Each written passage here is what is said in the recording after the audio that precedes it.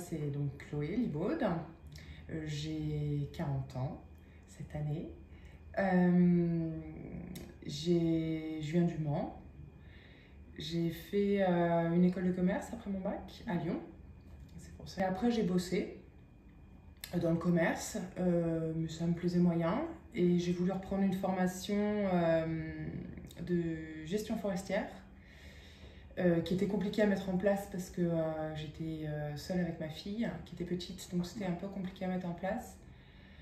Et donc à la place, j'ai fait une formation de maraîchage bio qui était à côté.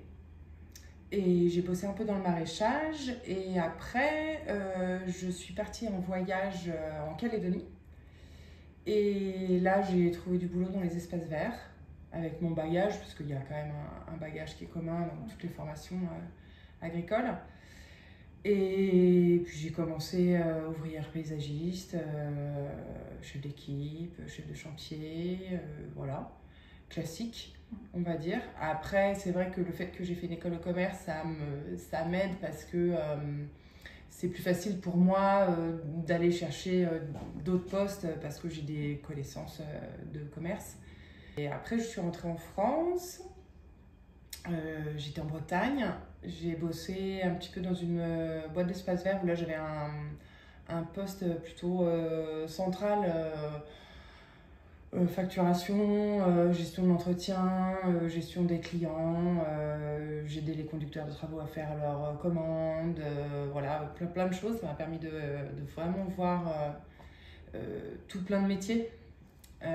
On ne bossait qu'avec des particuliers, donc il y avait un bureau d'études qui faisait des plans, des scénarios 3D, des choses comme ça.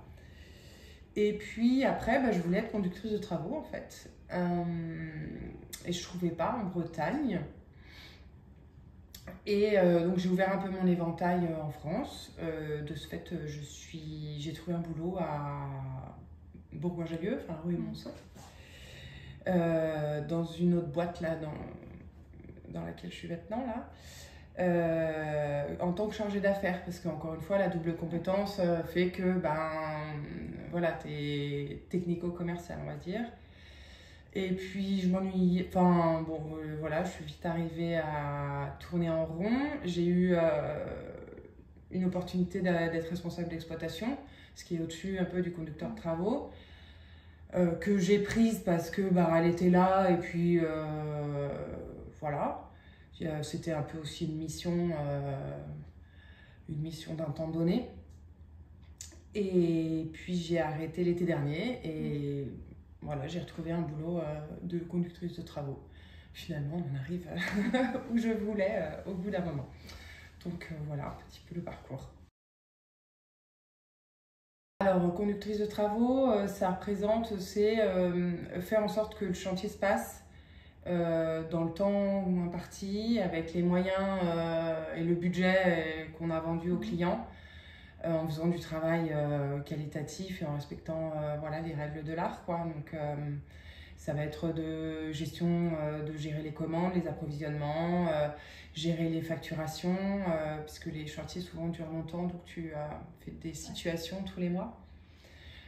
Gérer les équipes, gérer le matériel, voilà, passer, changer, faire les réunions de chantier, changer avec les clients, proposer des solutions qui se découvrent au moment où on fait le chantier, comme souvent dans n'importe quel travaux en général.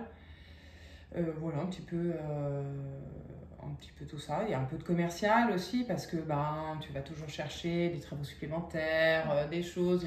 Voilà, il y a un aspect de relationnel en tout cas qui est super sympa. Et puis il y a tout un aspect aussi de sécurité. Voilà, c'est assez varié, on va dire. D'être une femme, je dirais que c'est pas que c'est plus dur, mais que ça met plus de biais cognitifs en fait, de préjugés qu'on a tous dans nos têtes. Ça vient mettre plus de choses à l'intérieur. Des hommes ? Ouais.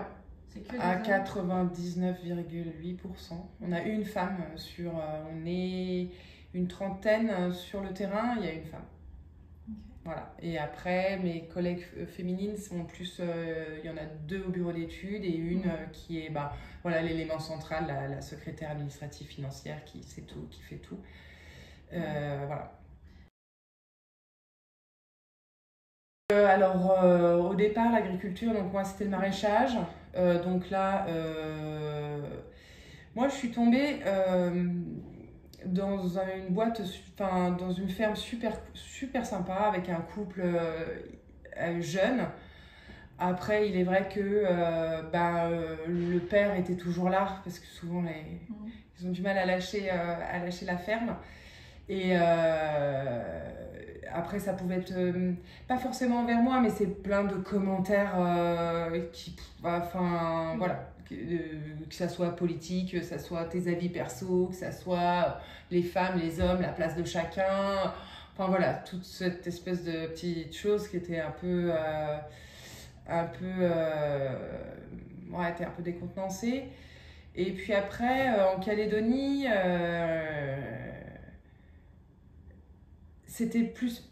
en fait, on aurait pu croire que c'était plus compliqué, mais en fait, c'était plus simple parce qu'à partir du moment où je leur ai montré que je savais faire le travail, autant que c'était... il n'y avait pas de problème. Voilà. C'était assez simple. Et pourtant, on aurait pu avoir le préjugé, parce que c'est des gens qui sont un peu old school, qui sont un peu... voilà... Et je me suis jamais sentie dérangée parce que j'étais une femme. Alors qu'en France, depuis que je suis rentrée, c'est pas que je me sens dérangée, c'est que on me fait noter de temps en temps que je ne dois pas porter ça parce que ça fait plus de 25 kilos, alors que le même homme qui, selon la Sécu, peut porter 50, quand il en porte 80, tout le monde dit que c'est génial. Et alors ça part d'un très bon sentiment, je le sais très bien, mais voilà, c'est plus... Après, c'est plus des fois dans les réunions de chantier, en fait.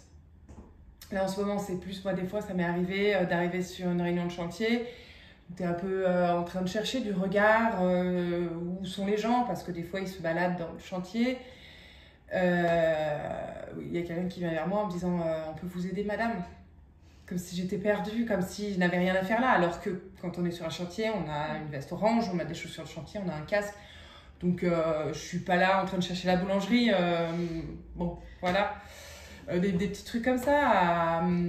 Ouais, c'est pas facile quand tu arrives à une réunion et que tu te retrouves un tout petit Algeco et qu'il y a 10 hommes et que toi tu fais des petes arbres. Ouais, tu es en train de faire des gros murs et du gros bardage bois, quoi. Tu plantes des arbres. Donc, je suis tout de suite un peu encore une hippie, hein, voilà, tu sais, ce genre de choses, quoi. Mais c'est pas frontal, c'est jamais, c'est plus frontal. Ils savent que c'est plus. Maintenant, ils savent bien que. Je pense que ils le pensent, mais frontalement, ils le disent plus. Et du coup... Oui. Oui, dans le travail. Dans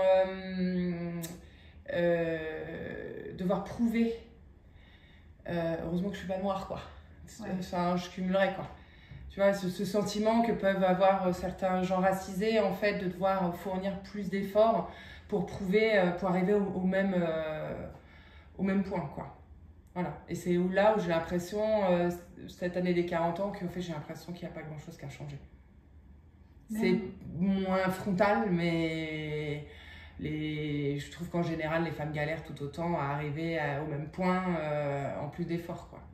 Voilà. Oui, après, ça vient sûrement aussi de moi, parce que moi, je me pose plein de questions aussi. Oui. C'est travailler ce sentiment d'imposteur. En fait, où tu as l'impression que tu mérites pas ça, donc tu te justifies tout le temps. Et ça, c'est un biais très féminin, puisque on te répète que ce n'est pas toujours, c'est jamais ta place. Donc forcément, t'as un peu. Donc je travaille aussi sur moi, en me disant c'est aussi ça qui va mettre de l'huile dans les rouages, quoi. Ouais, les plus jeunes, ils sont beaucoup plus indifférents au fait que je sois une femme. Voilà. Oui. Ce oui est tellement affligeant. Oui, mais alors c'était pas, j'ai jamais eu des choses quotidiennes, hein, faut pas non plus abuser, mais oui, oui, c'est arrivé, ouais. Et comme quoi, par exemple?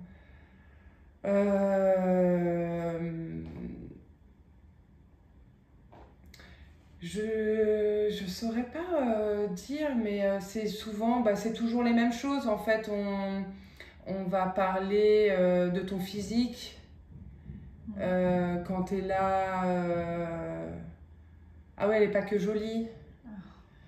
Tu vois, c'est toujours les mêmes sujets, quoi. Hein, voilà. On m'a déjà refusé un travail parce que j'avais un enfant. Et parce que peut-être que j'allais faire d'autres enfants. Ouais. Et on me l'a dit ouvertement, moi j'étais hyper choquée, quoi. Et encore beaucoup, à beaucoup d'entretiens, on parle de choses personnelles. Et dans ce genre de situation. Et de choses personnelles, j'entends la situation familiale. Alors que normalement on ne devrait pas. Ouais. Alors, je suis d'accord dans le fait qu'on ne devrait pas, mais je suis d'accord aussi que bah, ça compte et que c'est aussi prendre quelqu'un dans son entièreté et lui proposer aussi les choses qui correspondent à son à son organisation aussi personnelle. Mais oui, on a déjà fait des trucs comme ça, ouais.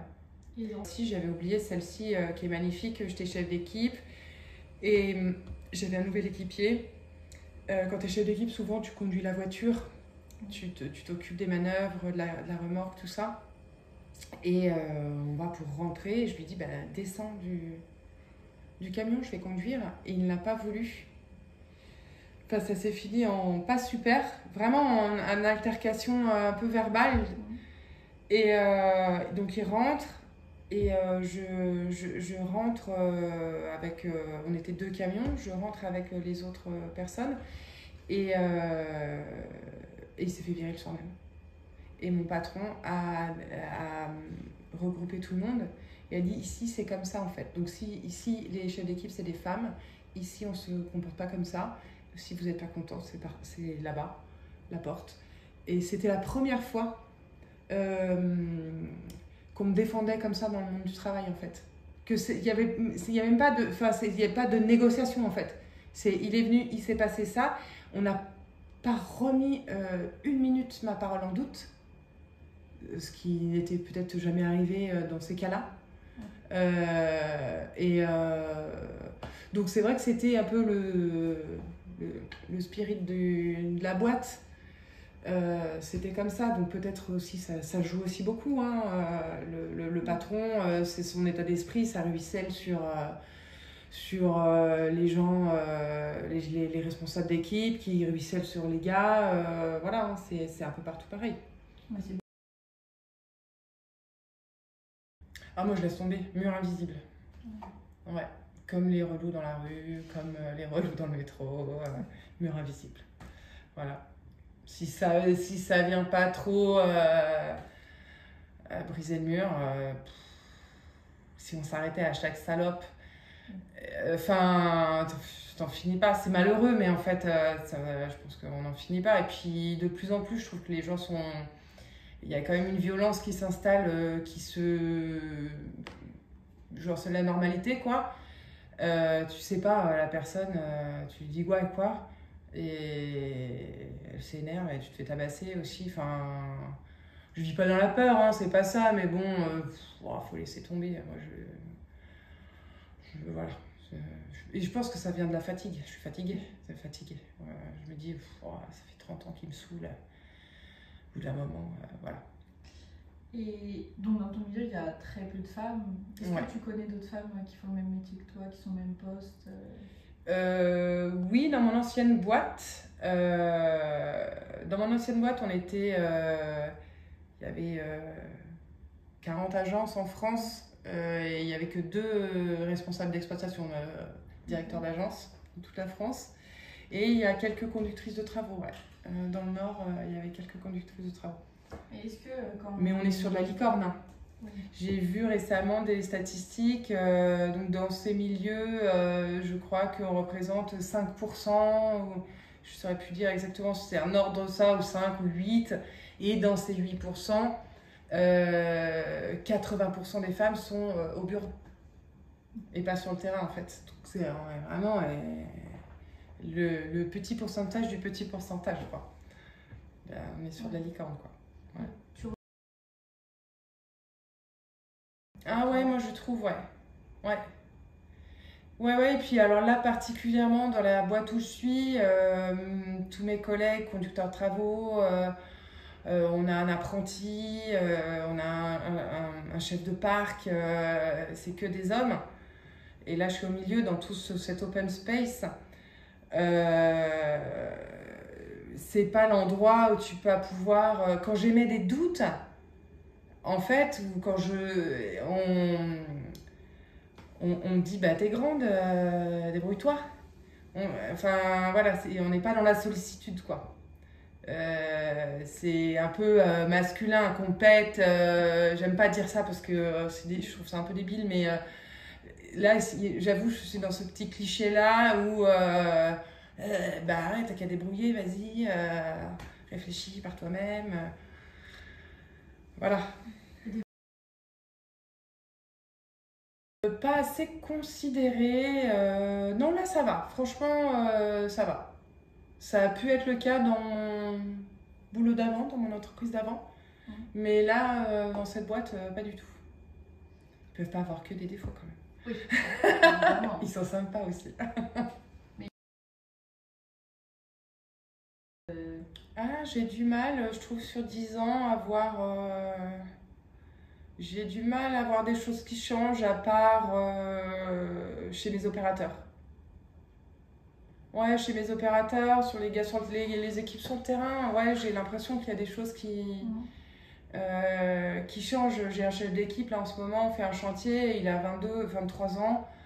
J'ai pas du tout l'impression de devoir faire ci ou de devoir jouer un rôle ou voilà, on fait les trucs, j'ai pas peur non plus de lui dire ah bah tiens, j'ai un chantier comme ça, je ne l'ai jamais fait. Là, je dois faire des mares, un tas de choses. Je l'ai jamais mis en œuvre. Il m'a dit ah bah moi j'en ai fait. J'ai pas l'impression qu'il va se dire ah, elle est nulle en fait. Voilà. Là où peut-être un autre collègue, je me dirais peut-être plus ça, ouais. Là, ouais, le changement, je le vois plutôt là, ouais. Okay. Bah, je sais pas trop quoi en penser. Après, je trouve que c'est dommage de devoir, encore une fois, forcer les gens à faire des choses qui devraient être la normalité. Après, je trouve que c'est un mauvais côté aussi dans le sens où ah bah il nous faut tant de femmes, donc je préfère prendre une femme nulle plutôt qu'un homme qui est bon, ou inversement en fait. Là, je trouve ça un petit peu dommage. Et que ça soit les femmes, les gitans, les arabes, les noirs, tutti quanti en fait, les handicapés, enfin n'en parlons même pas. Je pense que ça doit être compliqué en fait à mettre en œuvre vraiment au quotidien et dans tellement de secteurs d'activité qui sont hyper différents, ouais. Je pense. Par contre, moi, ça fait 4 ans que quand je postule, j'ai l'impression que c'est pas un poids d'être une femme. C'est plutôt un petit truc qui va être en plus. En face, si j'ai un gars en face, peut-être qu'on va plutôt préférer ma candidature parce que ça fait sympa. Okay. Ça fait joli. Et tant mieux. Oui. Si on part comme ça, partons comme ça et enfournons-nous dans les petits trous. Voilà.